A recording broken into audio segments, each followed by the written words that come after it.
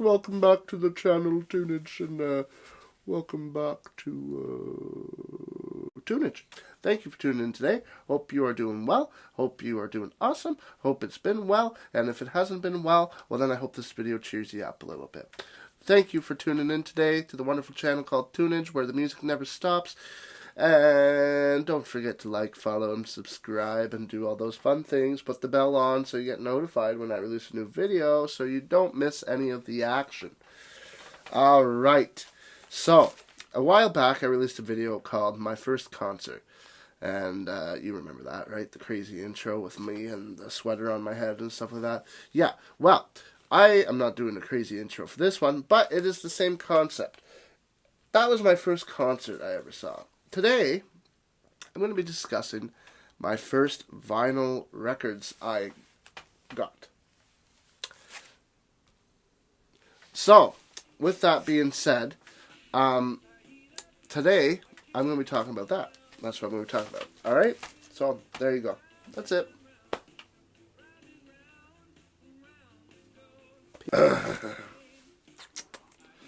Alright! So, now, let me say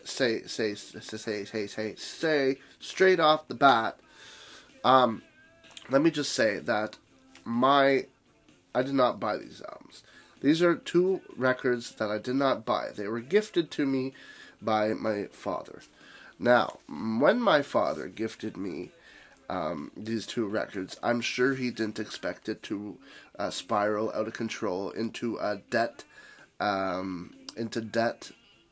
into a million other things that have happened.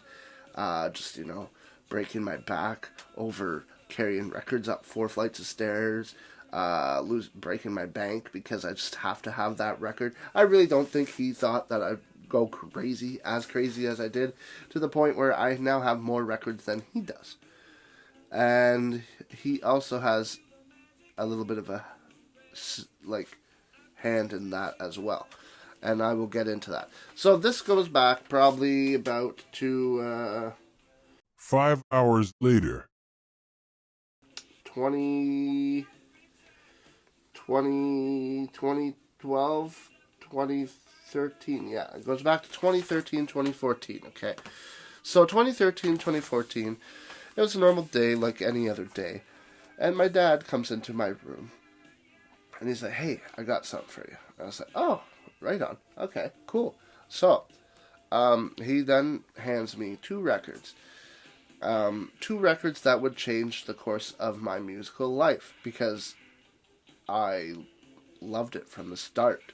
From the start that I got these 2 records, and they're right here. That's what I'm looking at, and I'll show you in a second. But the love I felt from this soon-to-be hobby that would basically define my life, started with my dad handing me 2 records. And the first record he handed me, I don't know the order, but this was someday in 2013, 2014, and he handed me 2 records. He handed me this record right here, which is the song playing, Steve Miller, Abracadabra. Alright? So this was the first record, one of the first records I got. So, for those who are wondering, it has this song Abracadabra on it. Great album. Love it. Awesome album. And then he proceeds to hand me another album. Then he proceeds to hand me another album. And this album is Trooper, 2 for the Show. Alright? So these 2 records are the first 2 records I ever got. Now, a lot of people say, "Oh, your first record's the first record you bought yourself." Yes, but I will get into that as well. So, these are the first 2 records I ever got, and so I'll do a quick little opening for you. So this is just me, Simulate Me, 2014. Oh my god! Maybe I hit puberty by then, I don't know. But, it's got the inner sleeve, cool, and then, of course, the vinyl. Love it. Okay, so this was the first time I had my own vinyl, and I look at it, and I'm like, oh, that's cool. I don't know exactly what I was, because I was a little younger, but it was cool. I remember it was cool, and I remember I really enjoyed it. And so yeah, I opened that one, and then I was like, wow, okay, cool, this is cool. I like this. Thank you very much, Dad. And then I check out the Trooper as well, and I open the Trooper, and I'm like, oh, wow, cool. Oh, wow, look at that corner that's cut there. Wow, oh, wow. No sleeve, though, but, oh, okay, cool, yeah, look at that record. Wow, produced by Randy Bachman. I know Bachman Turner Overdrive. I know the song, this song, Boys in the Bright White Sports Car, and so on and so on. So, I was like, wow, that's incredible. Those are my first two records. So, that's it. That's the first two records. And from there, just triggered the endless passion and love and burning desire to buy more records. So, with that being said, I got those two first records. I didn't have a turntable. Alright? So, obviously, I wanted to hear them, so I put them on my dad's turntable. And it was an old Sony, which is the one that I have now. And my dad wanted to buy a new turntable. He wanted to buy a new turntable because he wanted to buy a new turntable. And so when he gave me these two records, I don't think he realized that I was going to be like, well, I need a record player. I got to go get a record player. So then I went and I didn't get a record player. He gave me his old record player. And I was like, oh, right on. Okay, cool. So, yeah. So then we went to a record store. And I'll show you a photo here. I got a photo of all the records I bought on my first record store haul. And it's crazy. So you'll see the photo here. I got at least, 15, 20 records. And back then, records were better priced. Obviously now, the rise of vinyl prices have increased crazily. And like if you're starting a collection now, there's no way you'd get to my level without paying an arm and a leg. But a lot of my collection came from sales, and also, prices were a little lower back then, I was getting good albums for $2-3, whereas now you probably get them for $6, $7, maybe $8 for a record. So, I was ahead of the game a bit. And, so the first day I went out and purchased, 15 to 20 albums. So that's why I can't say, what was the first, when people say, what's the first album you ever bought? And I was like, I remember the first two I ever got, but I bought 15 to 20 at the same time. So that answers that question of why I can't really explain what the first album I bought was, because there's a hell of a lot of albums on that photo, and you'll see it. So once I bought that, my dad was like, well, I guess we need a turntable, eh? And I was like, yeah. So he gave me his turntable. He bought himself a nice Audio Technica. He still has it today, and I still have my turntable. I got to upgrade soon, but I still have it. So he basically gave me his turntable, and then I bought myself, I think for Christmas that year or something like that, I got myself just a simple sound system, not like a whole amp and everything, just like a nicer sound system. And that was my sound system and turntable set up for a long, long, long time.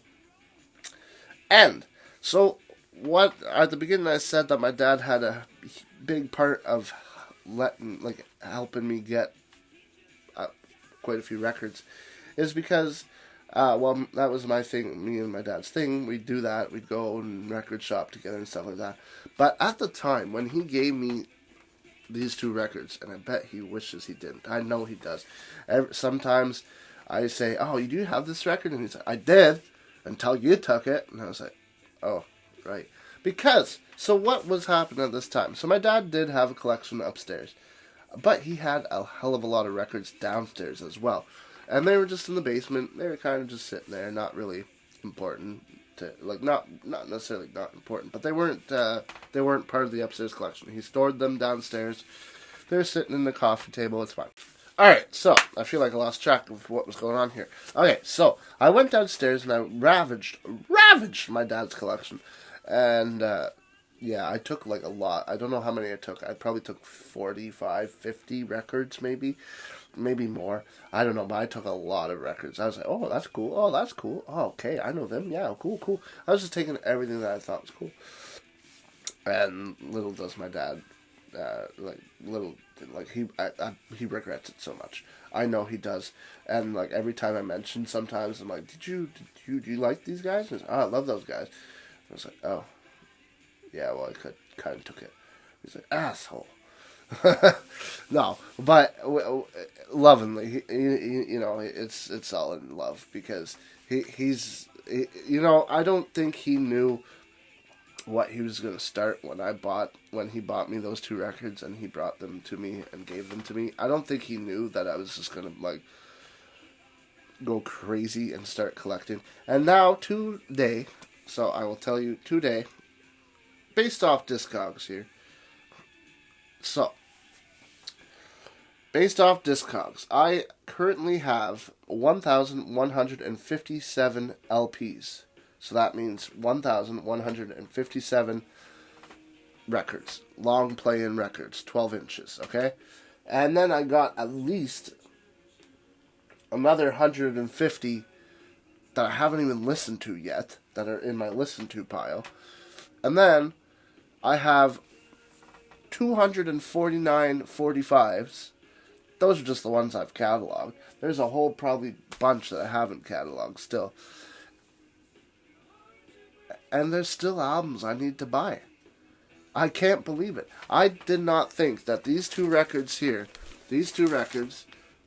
whoops, Steve Miller's Abracadabra and Trooper, would spread into 1,157 records. And 249 45s, and a whole section of listen-tos. I did not think that would happen. And neither did my dad. And I bet you he didn't think that I was going to take a good chunk of the collection downstairs, because, I don't think he expected that. And so, yeah, that's the story of my first vinyl and where I got into vinyl record collecting, because those two vinyls triggered something in my brain that was just like, this is fucking awesome. I love collecting records. And then I got my first batch of them, and I'll show the photo, you've already seen it by now, and you know, I got my first batch of them, like, oh, this is cool, you never know what you'll find in a bin. And then I started ravaging the $2 bins, picking out boom, bing, boom, boom, bing. The first, like, 3-4 years of my record collecting, I was buying everything. And, like, you know, I'd, like, ask my parents, I'm like, can I have $40? They're like, oh, why? I'm like, to go to the record store. You know, any money I would make at work or something like that, it'd be going back into records. And still to this day, not as often.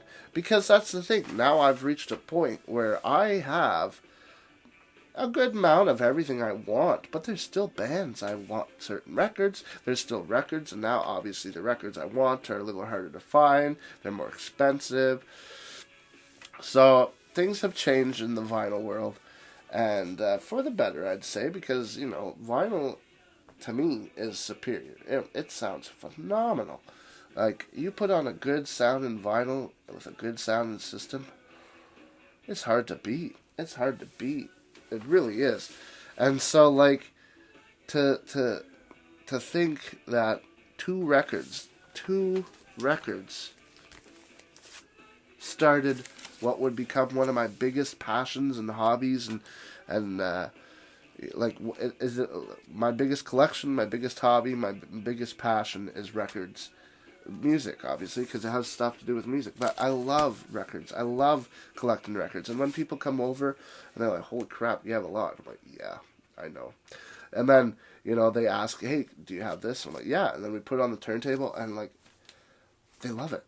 And I love it. And I just, you know, to think that this was the way people played music at parties before Bluetooth speakers and you know, Spotify and all this stuff. This was the way people partied and played music and shared music. This vinyl LPs up until the mid-'80s or early 80s before CDs. This is all they had for like 30, 40, 50 years was LPs.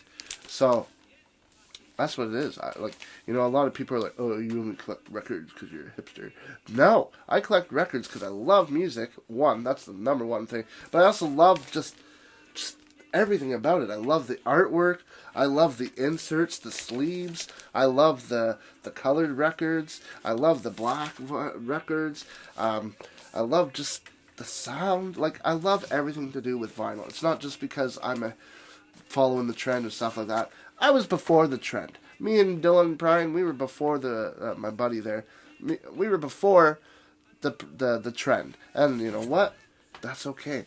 And you know what? We love music. And you know what? These were my 2 first records. And you know what? I now have 1,157. And you know what? It's all thanks to you, Dad. There you go. I'm just kidding. I'm so happy to be a record collector. And I'm so happy to look at my shelves and I'm like, be like, wow, I have that. Or like stuff I haven't listened to. I'm like, wow, I can listen to that too. And currently standing at a median price, based off Discogs. This is just the median price of what has been sold in the past on Discogs. But the basic price here, the median value of my collection is currently sitting at $18,267. Right? Now, are you going to get that if you sold them all? No. Will you get $8,000, the minimum? Probably not. The maximum I could get is $43,000. I doubt that. I doubt I could get remotely anywhere near the prices. You know why? Because this collection to me is priceless. I collect it because I love the music and I love the hunt too. You know, you go to a record store and you're browsing through the bins and you find something you've been looking for and you're like, you know, just lately there I found a Merle Haggard that I was looking for quite a while. $2 bin. I found it, and I was like, oh, it's perfect. That's all. That's all she wrote. Well, that's it. That's all I got to say about that. My first 2 records were Trooper, 2 for the Show, Steve Miller, Abracadabra. And they were bought by my dad. And, yeah, that's all I got to say about records. All right, so that's all. That's my story of vinyl records.